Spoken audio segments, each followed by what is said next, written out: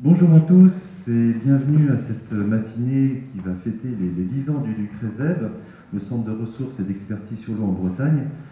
Et pour commencer cette matinée, alors moi personnellement je m'appelle Nicolas Glias, je suis journaliste scientifique et je vais animer cette rencontre. Je suis très content d'être là ce matin. On va tout de suite commencer en passant la parole. Vous avez le timing, vous ne l'avez pas sous les yeux, mais on l'aura tout à l'heure. On va tout de suite commencer par un mot d'accueil par M. Benoît Roland, maire de Moustoirac et président de Centre Morbihan Communauté et président du syndicat de la vallée du Blavet, et Carole Lebéchec, conseillère régionale Bretagne, présidente de la commission climat, transition et biodiversité. Bonjour à tous les deux. Vous avez un micro chacun. Voilà.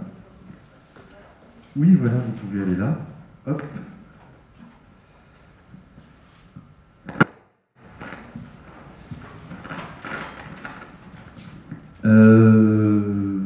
Monsieur Benoît Roland, on est chez vous, on vous passe la parole, merci de nous accueillir.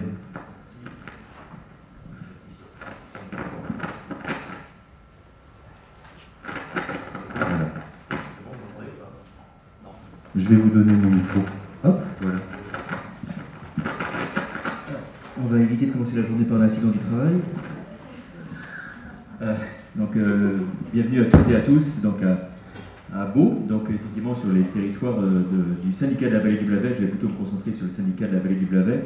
C'est un syndicat en maîtrise d'ouvrage, en fait, un des territoires où on continue à travailler en fonction du cycle, du fil de l'eau, on va dire ça comme ça. Donc c'est pas partout pareil en Bretagne.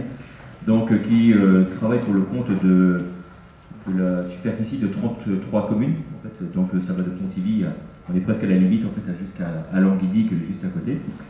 Donc un syndicat de bassin versant qui a plus de 50 ans, alors il a eu différentes évolutions évidemment et différentes compétences, et effectivement des compétences qui sont stabilisées depuis plusieurs années sur le grand cycle de l'eau.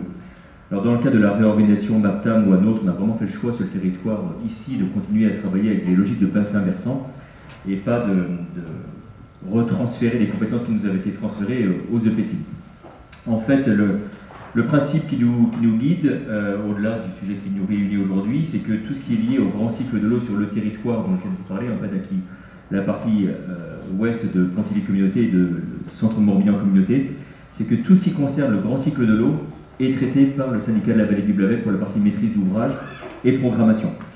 C'était dans un souci de simplification et aussi de transversalité de nos actions, c'est-à-dire tout ce qui est lié au milieu aquatique, bien évidemment, l'essentiel de notre budget, on est à plus de 700 000 € d'investissement par an, ce qui n'est pas rien compte tenu de la surface, je parle de moyenne bien évidemment, tout ce qui est lié donc au milieu aquatique, aux pollutions diffuses agricoles, pollutions diffuses non agricoles, bocage et certaines petites choses périphériques. Donc c'est vraiment notre objectif, c'est qu'il y ait un seul interlocuteur pour les EPCI, avec aussi une particularité, c'est que les EPCI du coup ne traitent rien de ces sujets-là. On est vraiment en transfert complet et donc avec des élus extrêmement impliqués.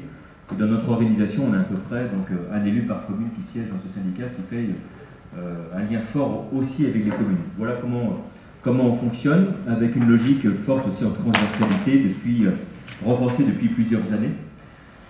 Et une spécificité, c'est qu'on a un contrat territorial qui vient de commencer. Je ne vais pas être trop long, simplement vous illustrer ce qu'on essaye de faire depuis quelques mois maintenant. C'est un syndicat où on a... Ça faisait quelques années que moi j'avais ce ressenti, c'est qu'on a beaucoup d'interlocuteurs variés sur ces sujets, et c'est souvent, c'est pas nous les agriculteurs, c'est les collectivités, c'est pas nous les collectivités, c'est les riverains, enfin les particuliers, etc. Enfin moi, ce cirque me fatiguait, globalement. Et donc on a fait le pari, dans notre nouveau contrat territorial, c'est de conduire des opérations coup de poing, qu'on appelle nous BV Test. Donc alors, j'ai oublié de préciser que le contrat territorial, on le conduit en co-maîtrise d'ouvrage avec l'Orient Agglomération, quand même en aval de notre territoire. Donc on a fait le choix d'une opération forte, notamment sur des BV tests, notamment sur le secteur de l'eau cuminée, où on pousse nos investissements, accompagnés par région, département, agence de l'eau et les EPCI du secteur notamment, et d'autres. On pousse vraiment le raisonnement au maximum, c'est-à-dire qu'on passe tout au scanner sur le territoire et on fait des opérations d'investissement forte sur ce territoire pour voir exactement comment ça... Pardon. Ouais, exactement comment ça fonctionne, excusez-moi. Exactement comment ça fonctionne en mettant le maximum de moyens publics et donc avec des éléments les plus mesurables possibles. Voilà. C'est des choses... Je vous invite vraiment si, quand vous aurez le temps, observer ce que l'on peut être amené à faire. Je sais que les financeurs sont très attentifs à ce qu'on est en train de conduire actuellement. Donc on reconstitue un peu des bébés à des plus petites échelles, mais vraiment à des moyens très forts dédiés sur ce territoire. Et j'avais une discussion tout à l'heure avec Franck sur les moyens qu'on met sur notre territoire. Je souhaite aussi le dire. On est un territoire qui investit beaucoup sur la reconquête de la qualité de l'eau, puisqu'on est à peu près à des investissements de 5 € par an et par habitant. Donc, pour ceux qui sont en responsabilité de collectivité, vous pourrez faire le calcul de votre propre territoire. Je parle bien pour les EPCI. Je ne parle pas des financements qu'on a à côté, ce qui est une somme très conséquente. Et je veux saluer, au travers de ce chiffre, l'engagement des élus de notre territoire, et qui fait que globalement, ça marche plutôt pas mal. Voilà. Merci beaucoup, Benoît Rolland. Et maintenant, Carole Lebéchec, on vous donne la parole. Oui, il marche. Ouais. Ça y est, ça marche. Bonjour à toutes et à tous. Donc je suis très heureuse d'être là avec vous ce matin. Il se trouve qu'il y a 10 ans, j'ai connu déjà les fonds baptismaux du CRECEB, mais par mes activités à la fois professionnelles, et que j'ai aussi eu certains rapports avec les politiques de l'eau par mes activités associatives. Donc moi je suis nouvelle élue régionale. Je n'ai jamais été élue avant, je n'ai pas d'autre mandat. Je viens du monde associatif, d'une association de transition écologique et solidaire bretonne que je représentais au Césaire, donc ce qui me donnait quand même une vue sur les politiques régionales globales. Donc je suis présidente de la commission climat, transition et biodiversité, et donc j'ai en délégation propre les déchets, l'économie circulaire, les réserves naturelles régionales et le plan arbre. Voilà pour la présentation. Je veux surtout excuser Delphine Alexandre, qui est vice-présidente à l'eau, la santé et la biodiversité, et qui ne pouvait pas venir malheureusement aujourd'hui. Mais je crois que vous la connaissez tous, parce qu'elle a eu l'occasion de venir. Moi, je n'avais pas encore eu l'occasion, et je suis très contente. Je vais passer toute la journée ici avec vous, et je suis très contente de ça. Donc comme ça, je vais pouvoir prendre le pouls actuel du CRECEB, et j'en suis très contente. Juste vous dire que, donc évidemment, hein, le conseil régional a soutenu la création du CRECEB, et le soutient toujours fortement, parce qu'il est très très attaché à d'ailleurs tout ce dont vous venez de parler, principalement, monsieur le maire, la transversalité, et puis la coopération des acteurs, la concertation. Sans tout ça, en fait, on ne peut pas avancer. Donc le CRECEB a été très productif, hein, je l'ai lu, donc moi je suis très, très curieuse de découvrir tout ça.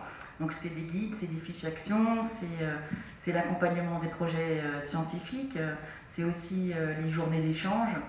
Et je sais que donc, sur des thèmes, les thèmes qui sont sur le plan algues vertes par exemple, un travail aussi très conséquent a été fait. Le travail sur les pesticides aussi qui est peut-être moins récent, mais qui va encore s'accélérer. Et puis le travail aussi sur la quantité de l'eau, sur donc la gestion de la quantité de l'eau, parce que évidemment, premièrement, bon état des eaux global, mais aussi quantitatif, sachant qu'on est dans des situations que va complexifier le dérèglement climatique aussi. Et ça a vraiment on a besoin vraiment d'avoir un éclairage dessus, donc il y a encore énormément de choses à faire. Voilà, donc je voulais saluer l'engagement en tout cas des scientifiques et de tous les acteurs de l'eau au sein de cette structure qui a toute sa pertinence encore aujourd'hui. Merci beaucoup Carole Lebéchec, et sur ces questions de changement climatique et de ressources en eau, l'aspect quantitatif, on va y revenir tout à l'heure, et notamment lors de la table ronde.